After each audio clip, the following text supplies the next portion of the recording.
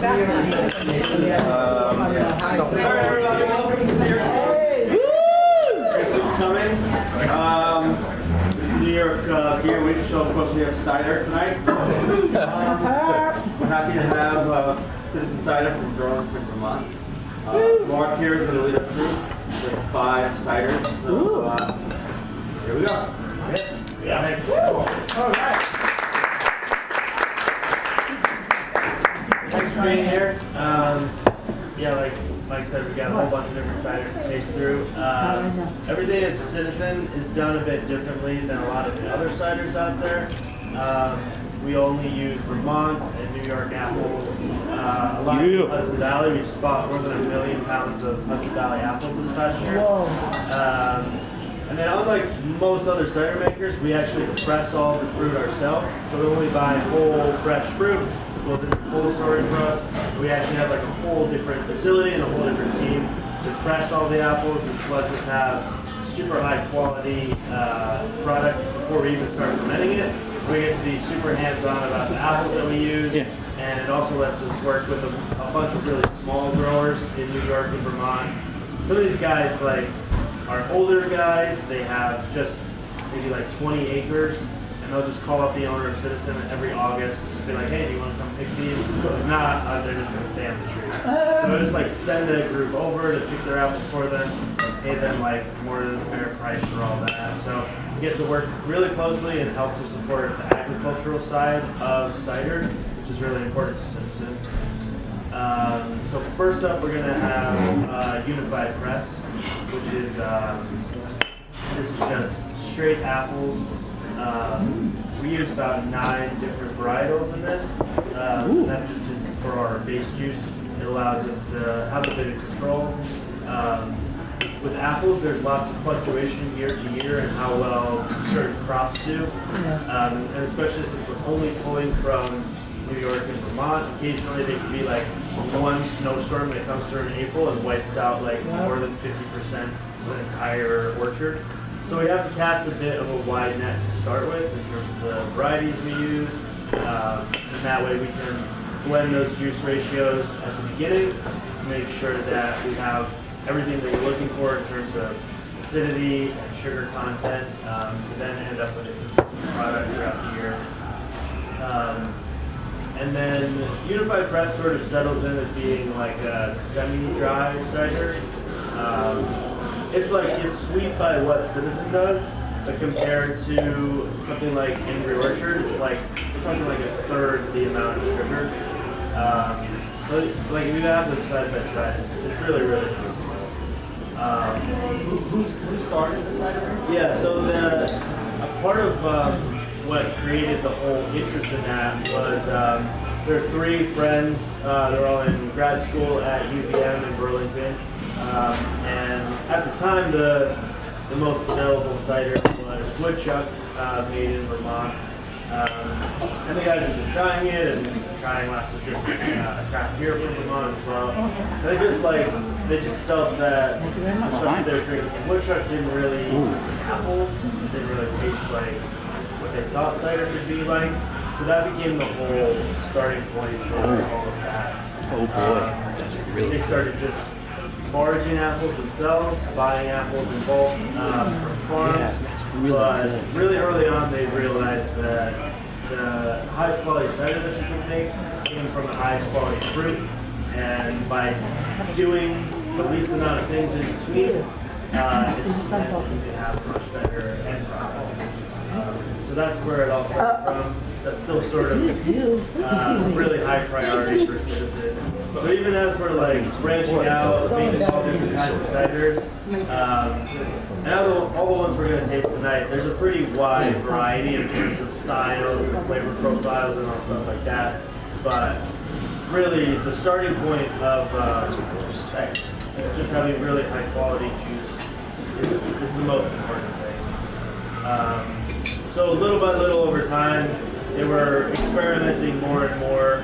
But this cider, Unified Press, was actually the first recipe that they felt like they nailed. This was, when they opened to the public, this was the only thing that you could drink when you showed up. So, real low-key spot at first. Yeah. Just real quick, you said several apples go into this. Do you know them offhand? I couldn't name all 9 of them, but some of them are varietals that you've either seen in the store or picked yourself in the orchard, like Macintosh, John and Mac, something you'd be like pretty familiar with. And then as we get into other stuff, there will be like some other apple varieties that are really not the kinds of apples that you can just pick off the tree and eat. They're like much harder, smaller, sort of like crab apples. They're really good for making cider with, but you would break a tooth or be pretty disgusted by what it tastes like. So for this, I mean, it's a pretty mellow, like all well-rounded varieties in terms of like the balance of sweetness to acidity, and then that gives us that like consistent base to ferment and work with. This is fermented with white wine yeast. So it's pretty neutral. It doesn't add too much to it. That's why like apples sort of just end up still tasting like apples. It's my fault. But as we go through it, I can't reach it with my hands all dirty. Have some different twists on them. And, like the yeast lends a bit of complexity to it as well. But yeah, right off the bat, this is just a nice yeast drinking. It's called Unified Press. It's really good. And then the name comes from the fact that we're using 9 different types of apples that all being pressed and blended together. It's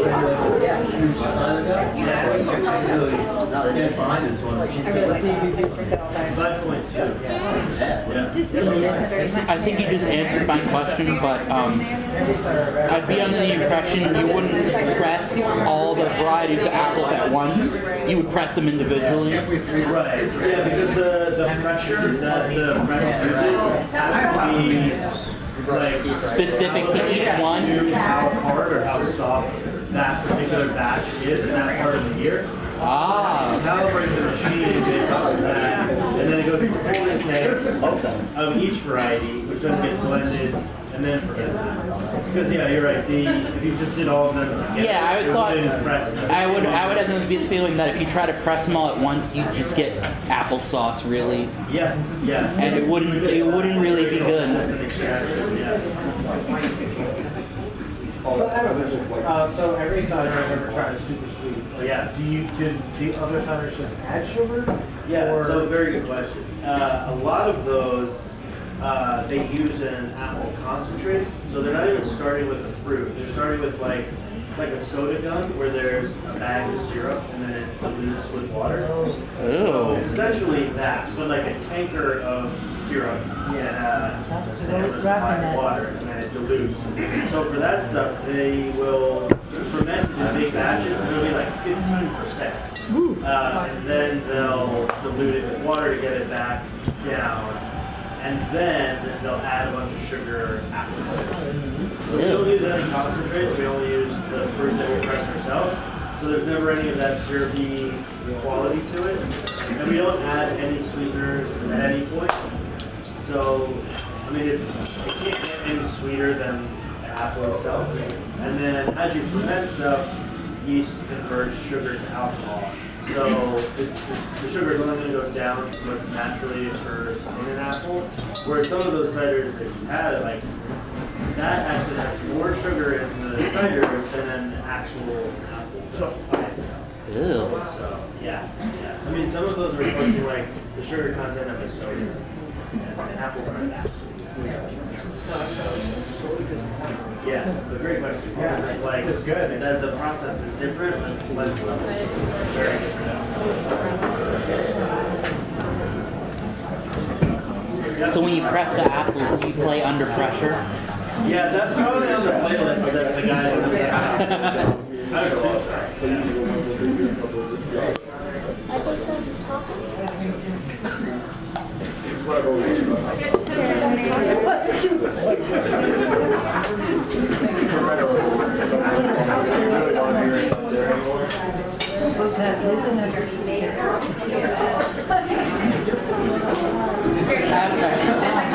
So,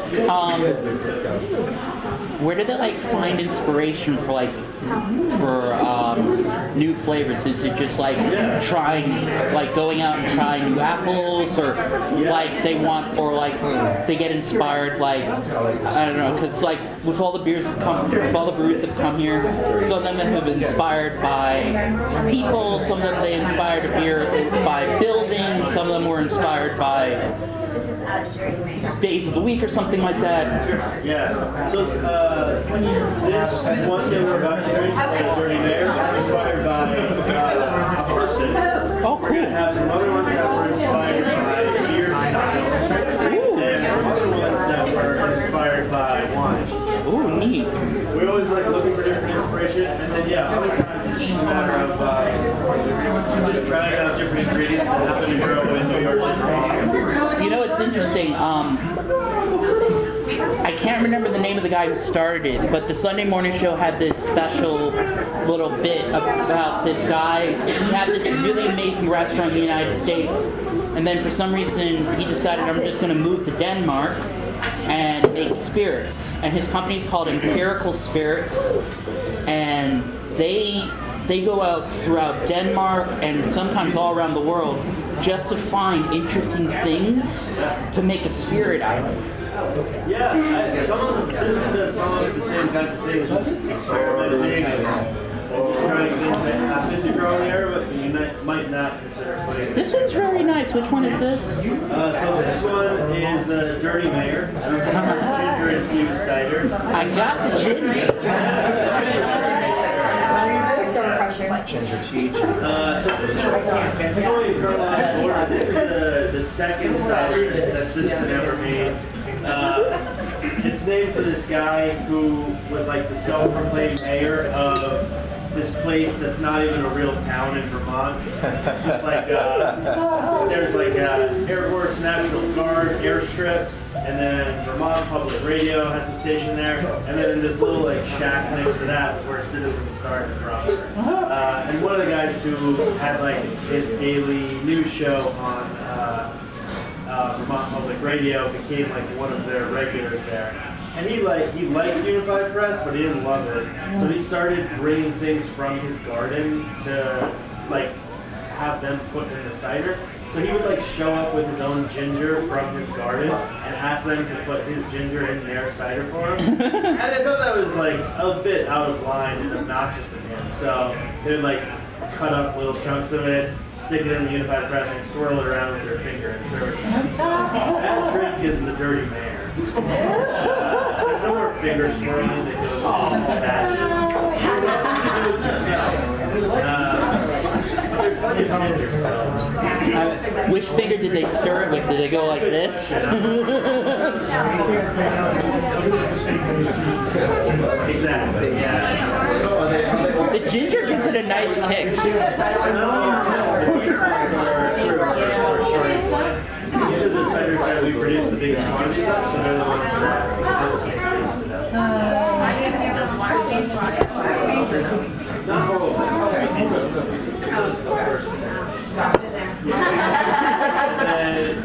We were actually, Citizen's Tap Room in Burlington was on an episode of Diners, Drive-Ins, and Dives. Oh, cool. Yeah, and then this was one of the ciders that Guy Fieri had previously and really, really loved. So this was like one of the things that inspired him to go from an episode of Citizen. They say it pairs really well with wings or something. Exactly, yeah. So that was like Guy's main takeaway from filming it in the episode. So we actually have the wing sauce that we make in-house in the tap room. We use apple molasses, we use the Unified Press, a whole bunch of other things come together with it. And yeah, honestly, out of all of the ciders that we make, Guy really nailed it. Like this cider and hot wings are just a really, really great combination. I love, like, I remember I was watching this comedian and he was like, I don't know why people hate Guy Fieri so much. Yeah. He does so much good, and it's like he's just living his dream. Yeah, he is. And like, happens to have odd looking hair. like I agree. He's a bit over the top. He's a little over the top, but like like he's really down to earth, and like he was on like the one talk show, and he says if he goes to like a restaurant and he tries something and he doesn't like it, you never see that footage because he's like, it's not fair to me. Because it's not fair to me to see people, to see me like, eh. And it's not fair to them because, maybe it's not for me. It's, someone else might like it. And it's just, he only shows what he likes, but he says he always will say, there's other things to try here. You gotta go. Yeah, interesting thing about that. He won't even ask the production company when they're like schedule it. They're like, all right, we need this much time. We need this. We need this. Don't feed guy any eggs. Won't eat eggs. No. Okay. You have a shop but yeah. I can deal with that. I noticed you got 5 ciders on. One is listed as sour cider, and the rest are just ciders. Yeah. Are there subcategories inside cider? Definitely, yeah. So sour ciders would be using like wild yeast. Just like if you're gonna have a sour beer, a lot of that has to do with the yeast that ferments it. So yeah, there's ciders that are like on a single spectrum of like sweet to dry, which just has to do with how much sugar is left in the finished product. You can ferment it differently and end up with like a sour product. You can add fruits, which add like a totally different flavor profile to it. There's ginger, there's yeast.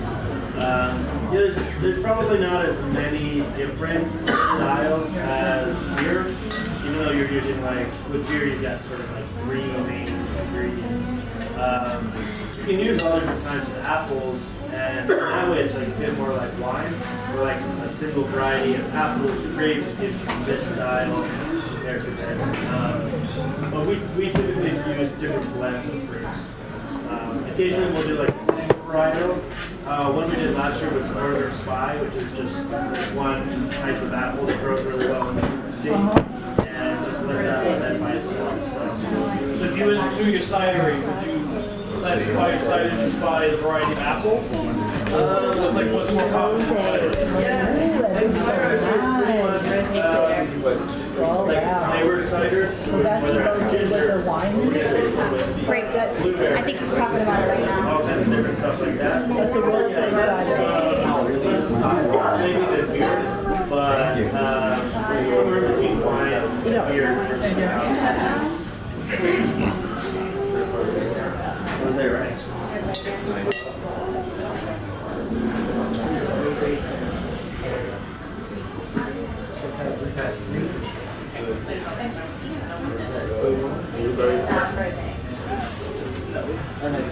Do you ever go to like any of like the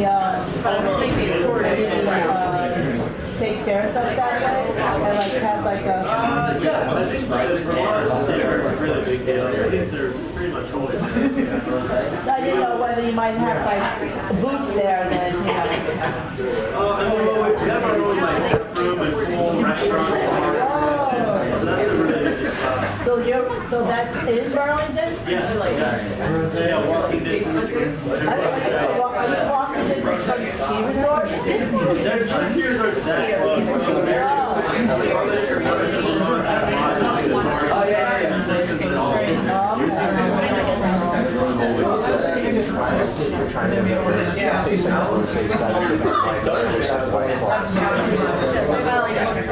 So this next one is called Rosé. It's our berry rosé cider. So inspired by how you make rosé, you take white wine and then you rest it on grape skins to give it pigment. So this is like, you can see it's a bit pinkish compared to the previous ones, which is like really crystal clear and bright yellow. So we, just like we pressed all of our own apples to make all the cider, we pressed all of the blueberries, all Vermont blueberries, and they get pressed the exact same way, the same pressing facility. And then we actually ferment the blueberries and the apples together the entire time, as opposed to just like adding them in at the end, like throw off the sugar as a profile. So it's like a co-fermented cider, blueberries. And it's not blue. How is it not Yeah, more and blue? blueberry juice. Are blueberries another thing that Chardonnay brought? I don't know where the inspiration came from. So how do you get the Started by like three bros, who were like three friends who started it. Yeah. So that's also so how do you get the blueberry into it without like drastically changing its color? I mean, we just press the blueberries on the same machine that we press the apples. And so the juice and the skin from the blueberries comes through the machine, and then it gets blended in with the unfermented apple juice, and then it all ferments together, and then it gets filtered out. Oh, okay.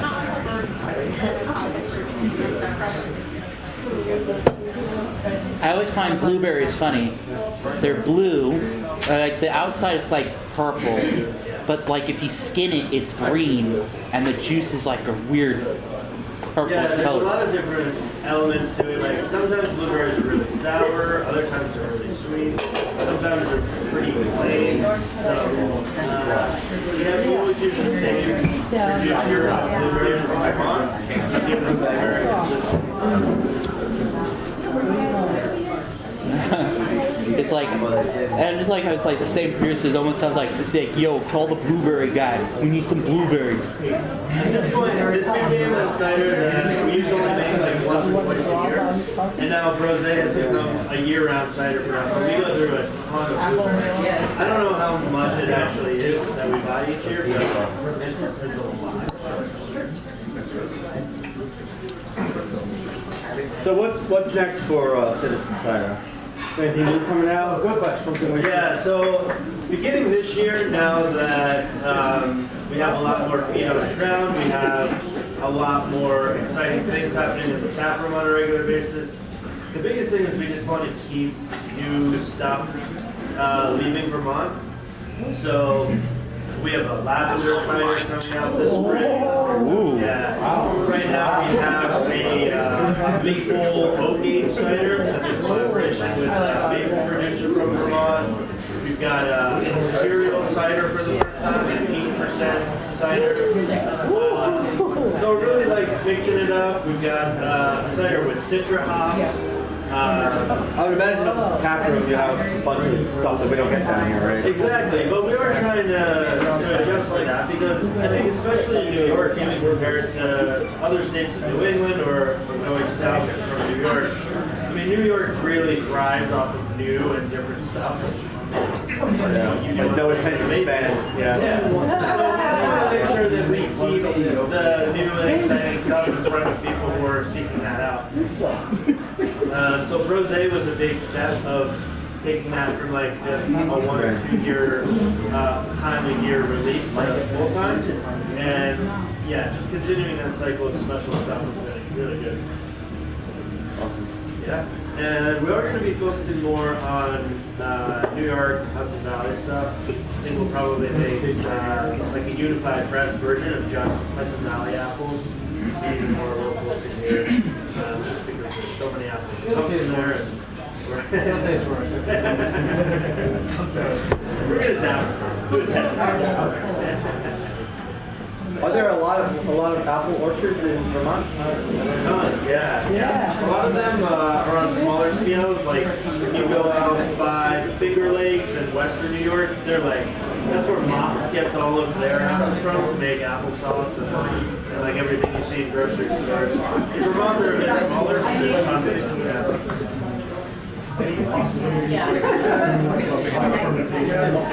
Yeah, so we're tap room ones.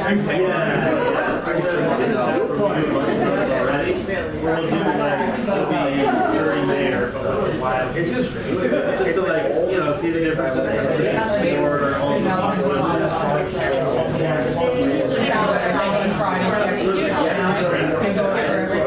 so that's we dabble with it probably in that series now.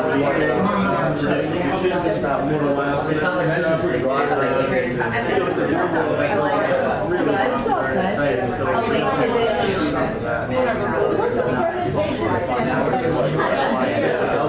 you can get away with like, you have some, you have to Yeah, so for these, since we don't add any sugar, the ones that end up with less sugar just means they're one minute longer. So the Shoppe cider, the unified craft and the dirty mayor. Yeah. Those we can do batches in like 2.5 weeks. Okay. And then, and same with rosé. Oh, all right. And then this one that we're about to drink, since it has less sugar, it means that it just needs to ferment like maybe an additional week. So this is like a 3-week turnaround. Oh, so they were pretty short. Right. Yeah, 4 weeks is about the top. Oh, wow. We do have some that we barrel age and let condition on oak or other stuff. So those ones will take longer, but that's just to get more flavor out of the ash to it. But in terms of fermentation, like it's already set. Now, when you say you barrel age them, would you ever take, would there ever be interested, like they would take a barrel that may have aged whiskey and then... Yeah, we've done, we have mixed Burlington, there's the whiskey barrel aged cider, and Mr. Burlington is a gin barrel cider. One's from Whistleking, Vermont distillery, whiskey, bourbon. And then the other one comes from Farnell. They make really, really excellent gin. All of the We actually have Bar Hill here. this one is called For Sure. So this is a Goza cider. Like basically, Oh, the gin. Yeah. For a second, I thought that was a beer, even though They make a cider With- they age in gin barrels. and that in those barrels. use the coriander and the sea salt from that beer style, and we'll add that with our juice. And then Gozas aren't like traditionally sour; they're just like funky but a bit refreshing as well. Citizen Wits Up, Citizen Cider the Dirty, This Citizen uses, Cider for sure, totally different yeast Citizen strains. Unified Press, Ale yeast, which is Citizen Cider Rosé. vinegar and like That was the pink one. become Yeah. really great for making double IPAs and stuff like that because it does have like citrusy, like minty, bubblegummy quality to it. Yeah, so that's all in there. The only things that get added into it are sea salt and coriander. The rest of what you're tasting is just sour. It's definitely nice. It is sour cider. Which one are we on? Short thing. For sure. That's what I meant. I could say short thing. Short thing.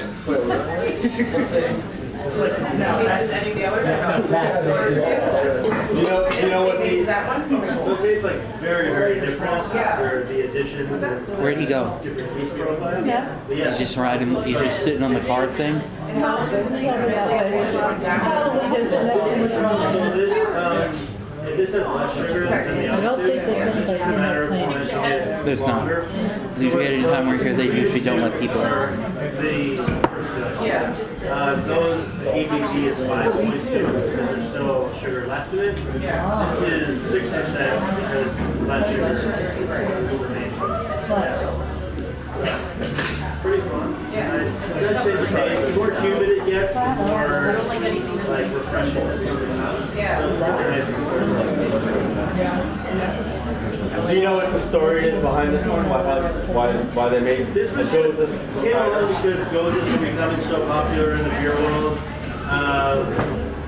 There were maybe like a couple Gozas ciders, but they were all really, really sour. And that's like the Americanized version of the Goza.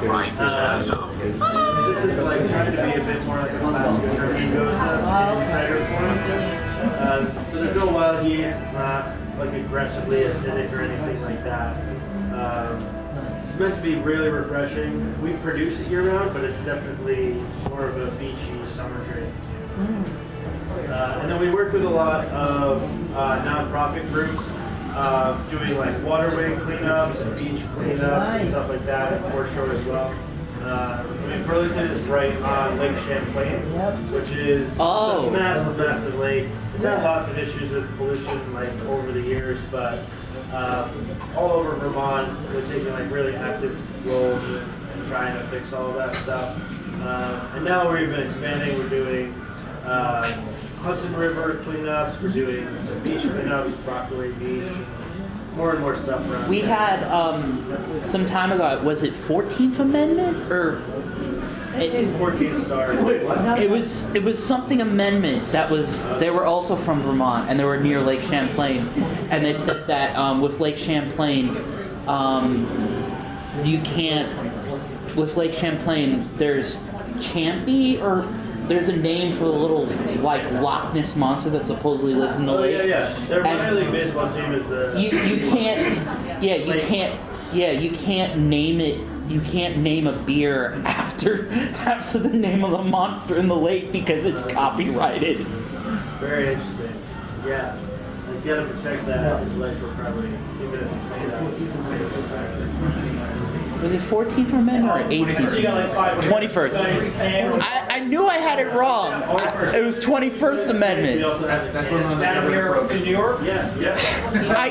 I knew it was an amendment. Hey, it was a multiple of 7. That was close enough. Like tasteful. No, actually, they do a really good job of like quality control up front. The guys who work on the canning line are super good at what they do. I think when it comes to a lot of different beers, like the stuff that goes into keg tastes a bit more like as it's intended. Like the whole process of canning is like leaves a lot of gaps where like you get dissolved oxygen underneath the lids as they're like flipping down on the machine or like different changes in temperature and things can change that way. But because we filter all of the ciders and because we have like a pretty high standard and ability to do quality control in-house, that between like cans and kegs that go out into the market, it's like a real consistency to it. And even like I've had cans that are like a year old and they don't really taste anything.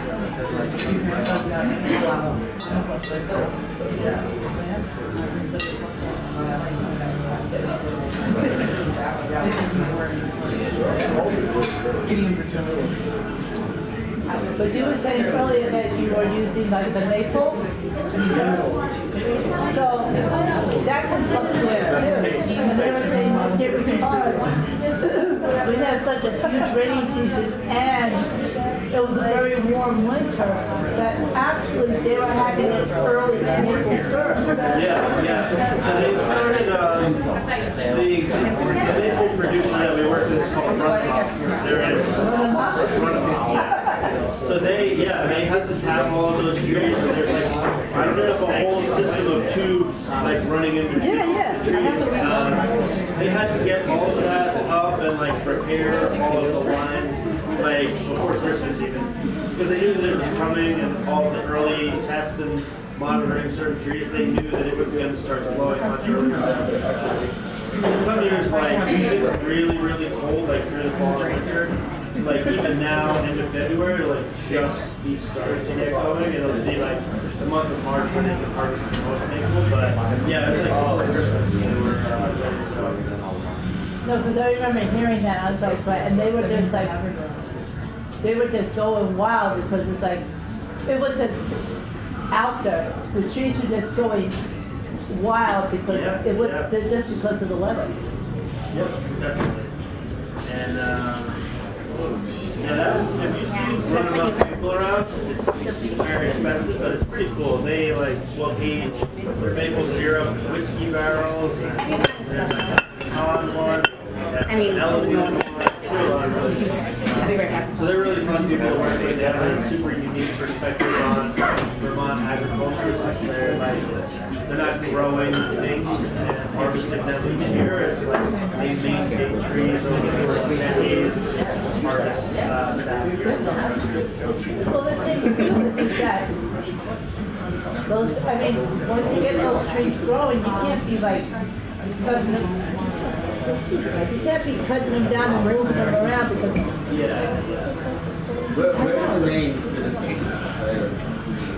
I'm not entirely sure. I think it was just that they felt that cider could be something for everybody. By the time that they were getting going, like just about 10 years ago, like craft beer was in Vermont. It was like really starting to take off. And they were coming in everywhere. craft beer was, I mean, there's definitely like an industry and there's a smaller community surrounding it, but they just felt that cider had a wider appeal at a certain point, and I think that that's proven to be true over the past 10 years as it's grown. Like the different people who are into cider, like I'm always surprised in terms of like demographics and stuff like that.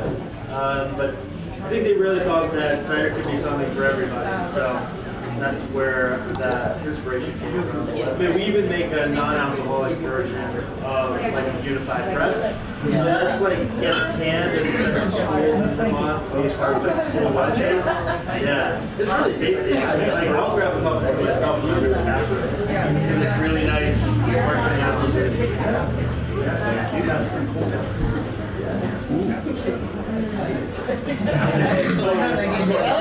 I'll be around. Yeah, exactly.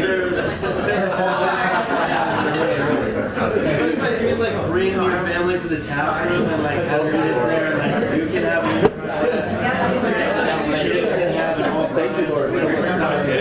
Yeah, no worries. Those are all used. Oh, they're used? Okay. Oh, those are clean. Those two. They're clean.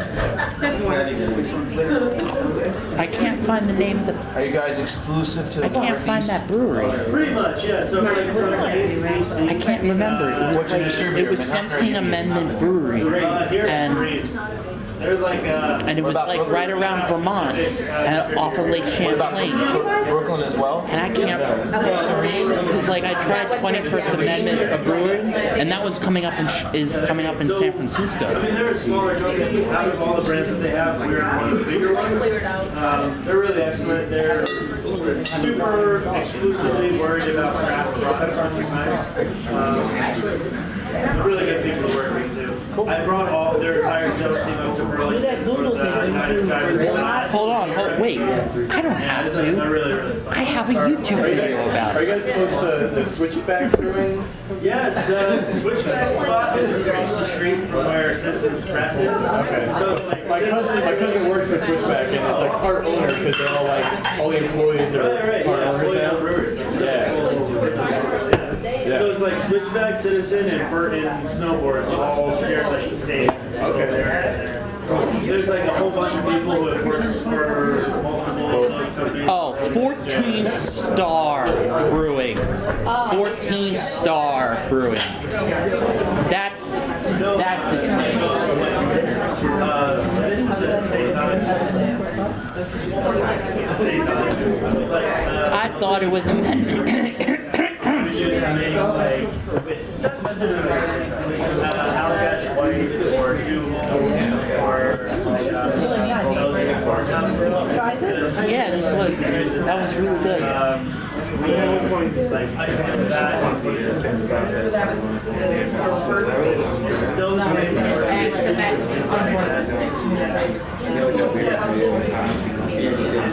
Totally whereas like Yeah, I know. That's not understood. we only stopped fermenting it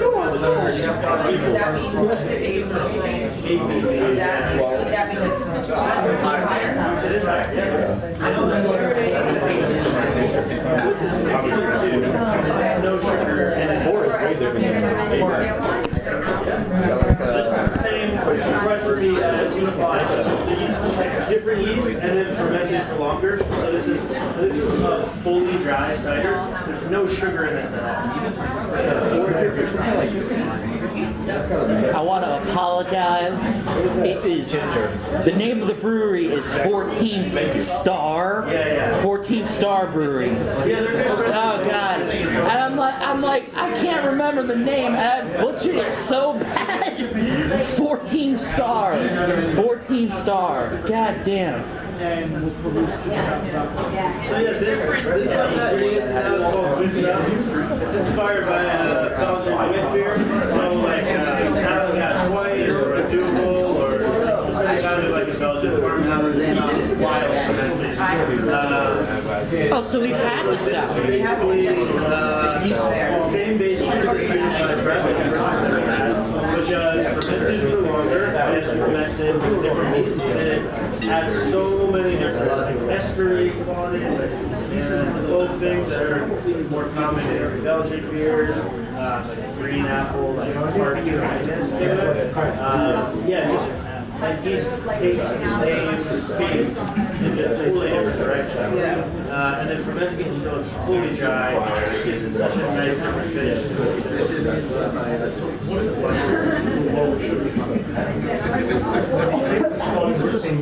Exactly. So how is it the same amount of sugar?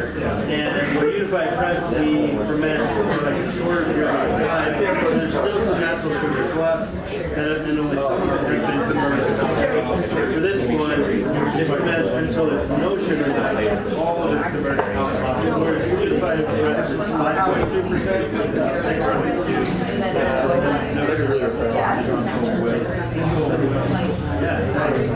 I mean, this is the one that it's a personal favorite. Mine's died.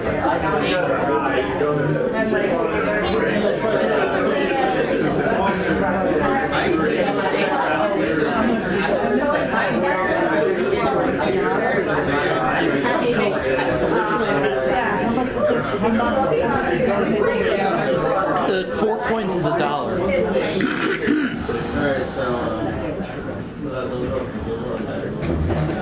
How do you get a lot more than 4 coins? You put in $2. It's a ton. We make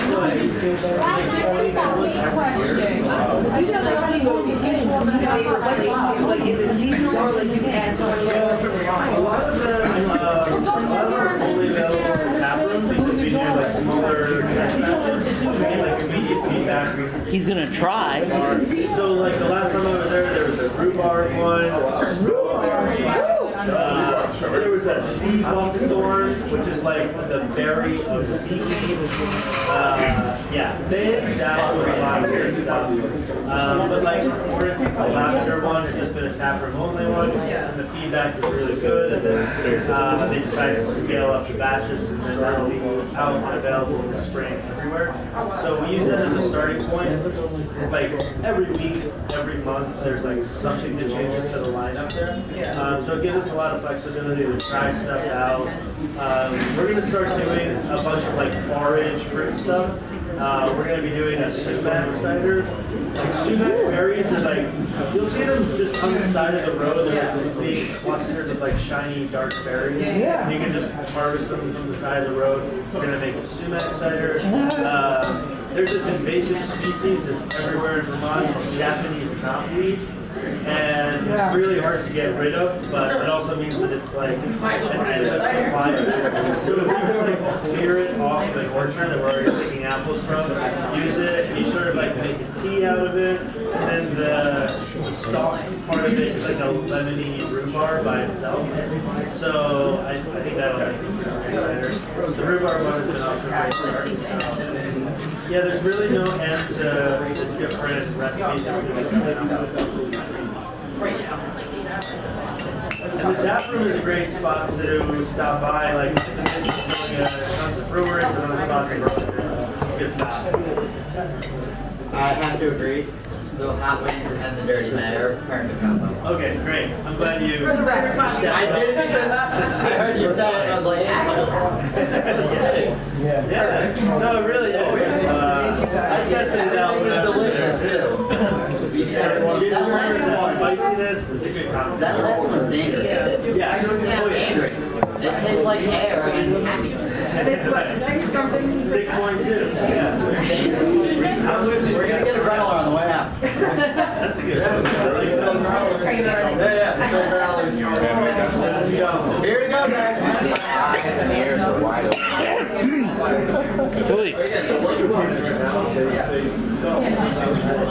Hey, I can move my stuff if you want to sit down.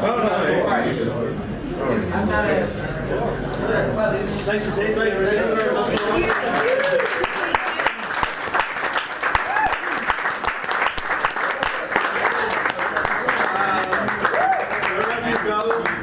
Citizen Cider.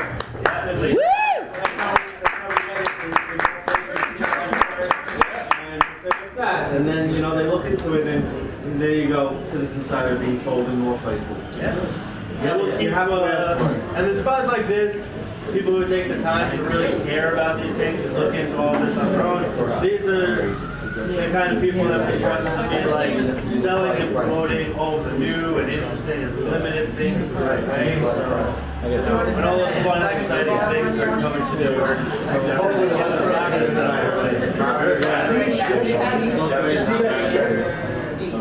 no, so since we're like under a beer distributor, you can't buy it online like you can with spirits or wine. But this is the best spot in Staten Island to find Citizen for sure. Yeah, a follow up on that. Are you in any distributors on the islands? So our Serene is our main distributor. No, I mean like distribution centers, like that's a good question. I know it used to be available at Beverage Island. I know it's kind of closed. They're moving right now. Probably Holiday. Probably Holiday Beverage. Beverage Island was a little Yeah. They're kind of like. I don't know right now. Are they okay? Because like we drove past their place and it said we moved. I'm like, oh! I didn't catch the new address. They need to reapply for their license.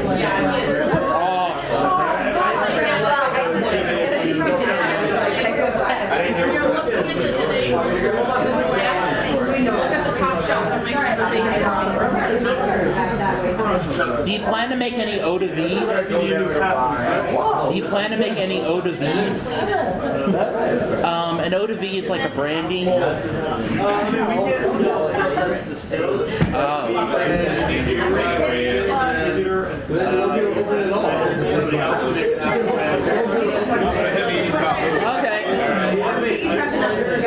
Like freezing cider and using that regular cider that has like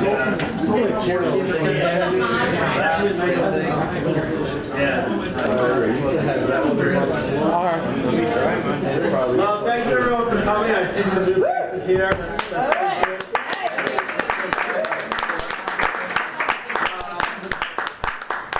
April 25th is Brew for Autism. That's the